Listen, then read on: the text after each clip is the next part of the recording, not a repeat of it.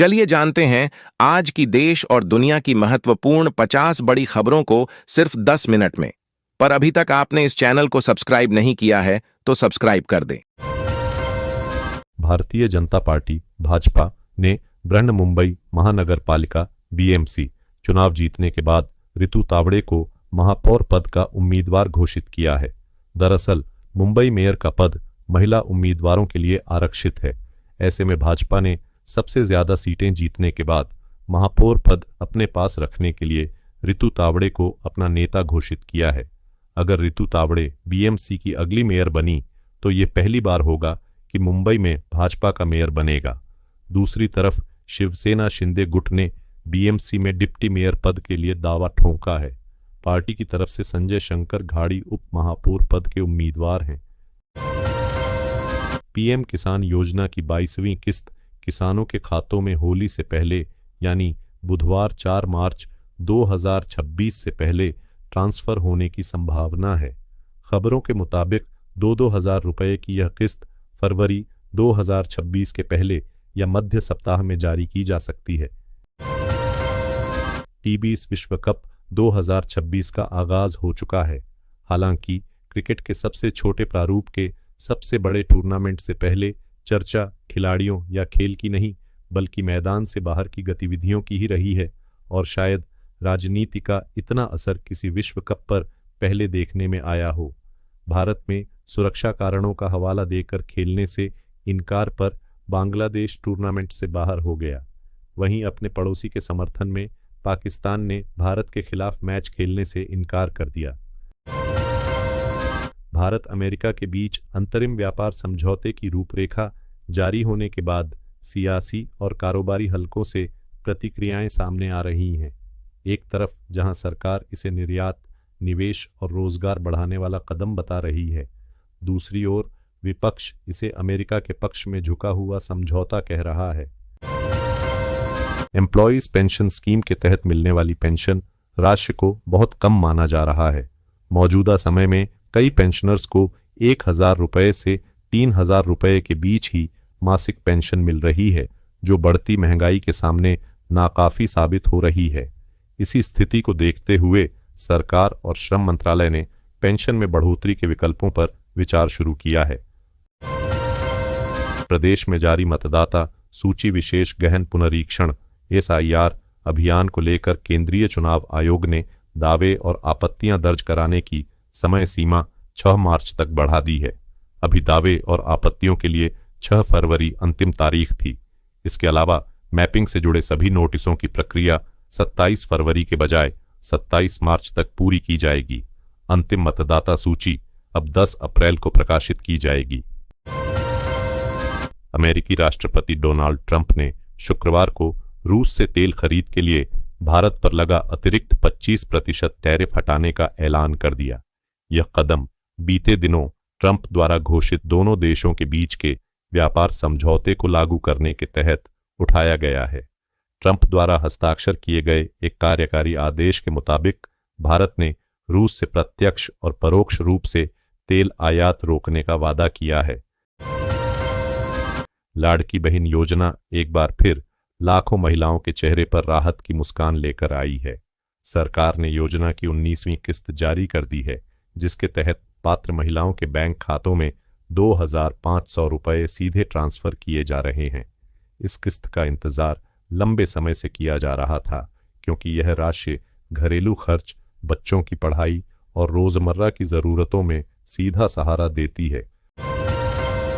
America के राष्ट्रपति Donald Trump अक्सर अपने सोशल मीडिया अकाउंट्स पर ऐसी पोस्ट या वीडियो साझा करते हैं जिससे विवाद खड़ा हो जाता है। अब ट्रंप के एक वीडियो शेयर किया जिसमें पूर्व राष्ट्रपति बराक ओबामा और उनकी मिशेल ओबामा को वन मानुष के रूप में दिखाया गया। विवाद बढ़ने के बाद इस वीडियो को डिलीट कर दिया गया है। ओमान में अमेरिका और ईरान के बीच हुई परमाणु बातचीत किसी नतीजे पर नहीं पहुंची। ऐसे में अब जल्द अगले हफ्ते फिर से अमेरिका और ईरानी नेताओं की बैठक करेगी। हालांकि इस बीच परमाणु कार्यक्रम समझौते पर राष्ट्रपति डोनाल्ड ट्रंप ने ईरान पर दबाव बनाया और डील न करने पर गंभीर परिणाम भुगतने की चेतावनी दी। हरियाणा में सरकारी नौकरी की तैयारी कर रहे युवाओं के लिए बड़ा मौका आया है। हरियाणा कर्मचारी चयन आयोग HSSC ने ग्रुप सी के हजारों पदों पर भर्ती प्रक्रिया शुरू करने का ऐलान किया है। आयोग ने विज्ञापन संख्या 04/2026 जारी करते हुए कुल 4,227 रिक्तियों को भरने की जानकारी दी है। पश्चिम बंगाल सरकार और उसके कर्मचारियों के बीच लंबे समय से चल रहे महंगाई भत्ते DA के विवाद में सुप्रीम कोर्ट ने गुरुवार को करीब 20 लाख राज्य सरकारी कर्मचारियों को बड़ी राहत दी है। कोर्ट ने सरकार को निर्देश दिया कि 2008 से 2019 तक की अवधि का DA बकाया भुगतान किया जाना चाहिए। अदालत ने कहा कि पहले के अंतरिम आदेश के अनुसार बकाया राशि का कम से कम 25% 6 मार्च तक जारी किया जाना चाहिए। कहते हैं डिग्री नहीं, दूरदृष्टि और मेहनत इंसान को आगे ले जाती है। मध्य प्रदेश के बुरहानपुर जिले के मोहद गांव के किसान प्रमोद भीम सिंह ने इस बात को सच कर दिखाया है। महज 8वीं तक पढ़े लिखे प्रमोद आज खेती से हर साल 15 से 20 लाख रुपए की कमाई कर रहे हैं और 15 से 20 लोगों को रोजगार भी दे रहे हैं। मध्य प्रदेश भाजपा में निगम मंडल और राजनीतिक नियुक्तियों को लेकर चल रहा इंतजार फिलहाल खत्म होता नजर नहीं आ रहा है।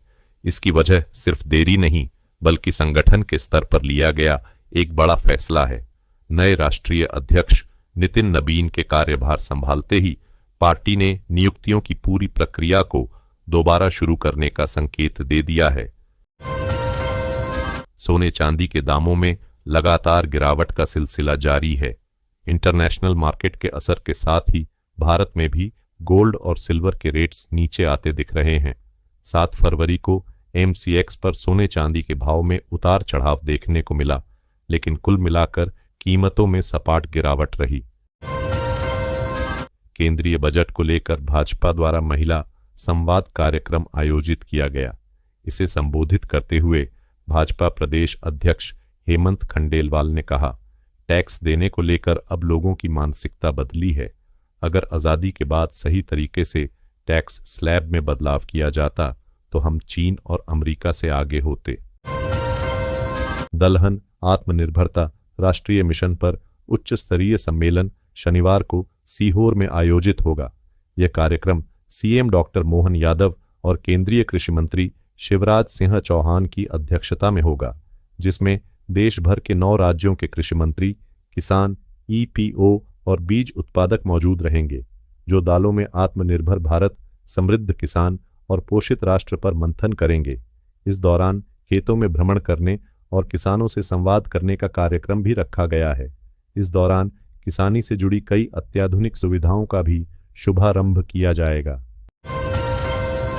परीक्षा देने के बाद विद्यार्थी को लगता था कि उसे नंबर कम मिले हैं, जिसके लिए वह पेपर पुनर्मूल्यांकन के लिए आवेदन करता था, जिसके लिए उसे काफी लंबी प्रक्रिया से गुजरना होता था।